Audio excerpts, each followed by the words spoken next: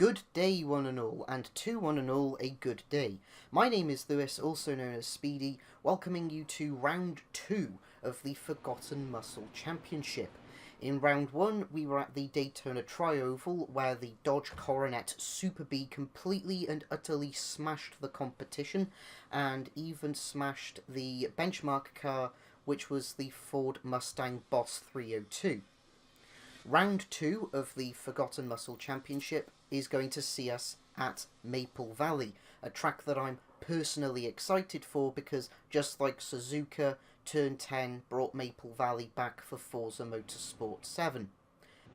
Excited for, as I've already said, Maple Valley is one of my favourite tracks in Forza Motorsport 7, but I am incredibly inexperienced at driving this track. I have a feeling that might show. Anyways, let's move over to the Valley of Maple and see what we can do.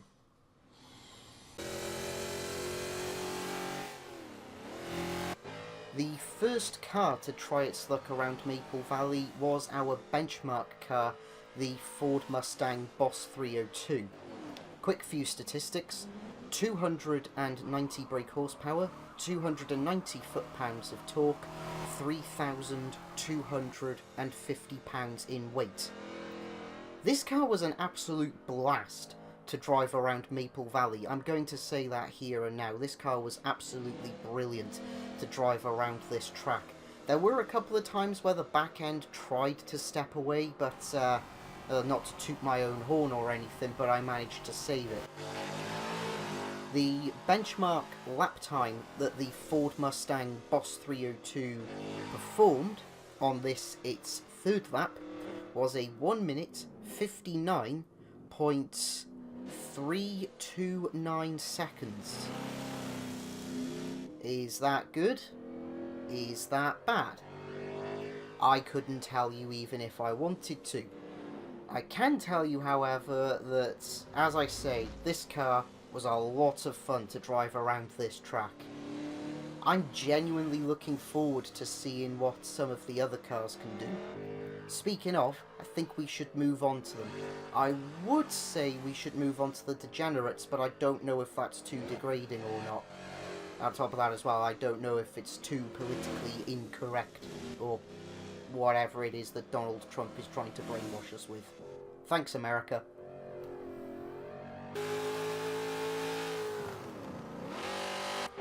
The second car to go around Maple Valley, and in turn the first car to challenge the Ford Mustang Boss 302, was this, the 1971 AMC Javelin AMX. 330 brake horsepower, 430 foot-pounds of torque, 3,445 pounds in weight.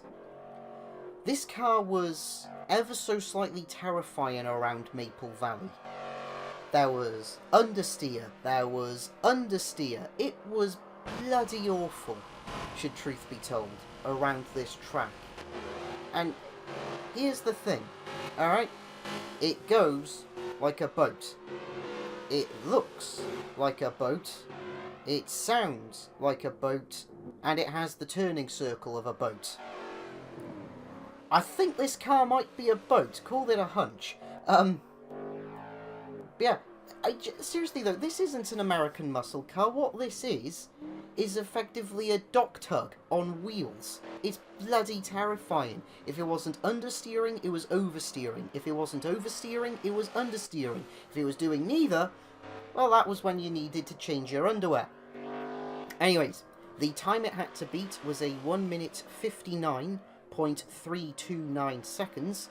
The AMC Javelin AMX did it in a time of 1 minute 57.557 seconds, which by my mathematics is a split of 1.878 seconds.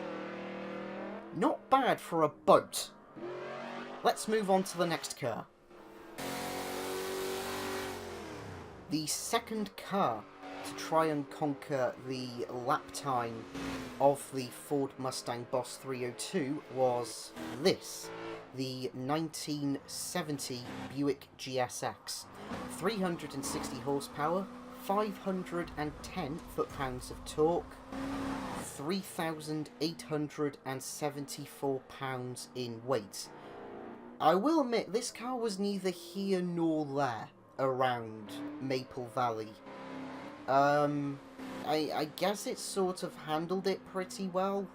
The one thing that let it down more than anything, of course, though, was only its 3-speed transmission. Other than that, I think it's safe to say that this car tackled Maple Valley pretty well. But, I guess it could have been better. It does look very dapper, though, I find, in its white with black striping. Looks like the type of car that would take you out on a nice, expensive dinner. What the bloody hell are you talking about, Lewis? Anyway, oh dear.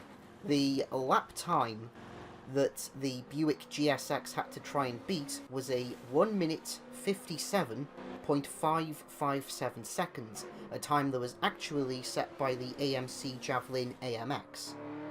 The Buick GSX did its lap in a time of 1 minute 58.110 seconds, which, according to my mathematics, makes it 0.553 seconds slower than the Javelin. Half a second slower, give or take, than an automotive boat. Interesting. The third car to have its crack of the whip around Maple Valley was this, the 1970 Dodge Coronet Super B, 325 brake horsepower, 490 foot-pounds of torque, 3,420 pounds in weight. This car was surprisingly good around Maple Valley, except for when it was in a turn. You see, the problem is the back end of this car, in particular on this section where the car, where the road elevates 3 times, becomes incredibly light. So through this upcoming left-hander, you really have to watch yourself, because the back end of the car will just lift itself up and, well, basically the car will then try to kill you. Outside of that, however, yeah, to its credit, the Coronet Super B actually did surprisingly well. The time it had to beat was a 1 minute 57.557 seconds, a time that was set by the AMC Javelin AMX.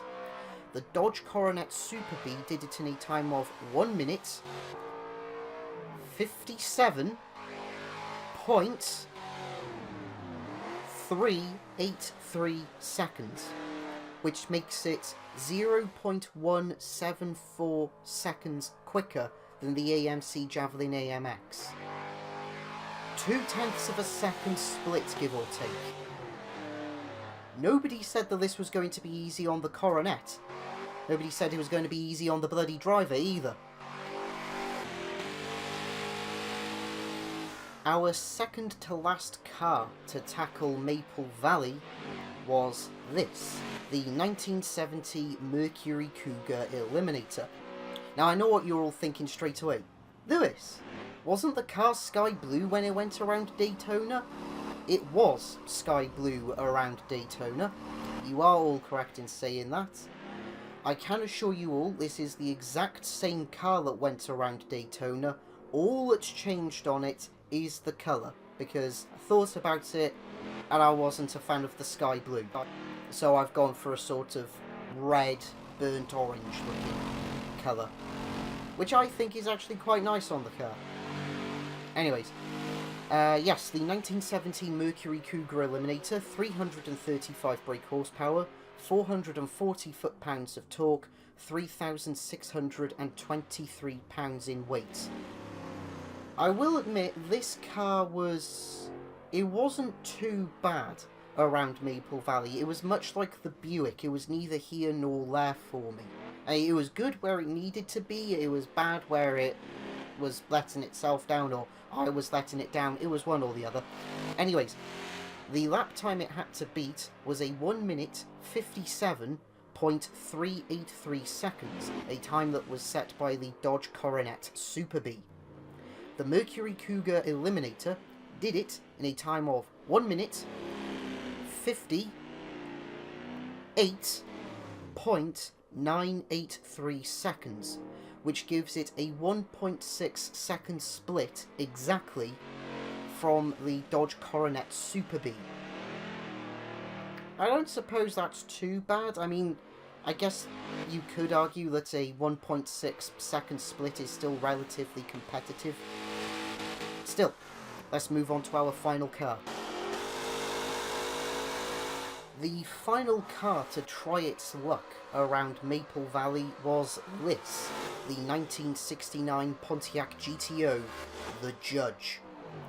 365 brake horsepower, 445 foot-pounds of torque, 3,623 pounds in weight. This car was much in the same category as the AMC Javelin. Actually, no, that's a terrible comparison. It was neither here or there, again, much like the Buick and the Mercury.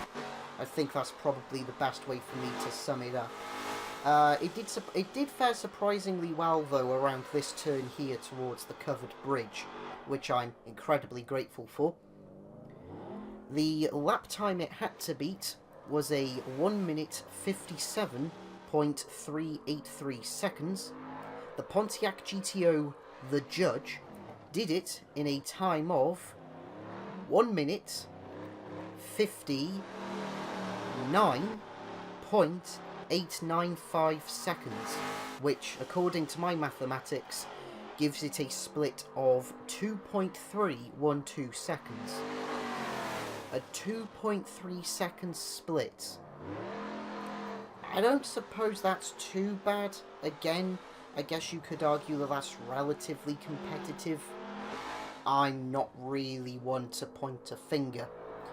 On the whole, though, as I say, the GTO wasn't that bad a car to drive around this track.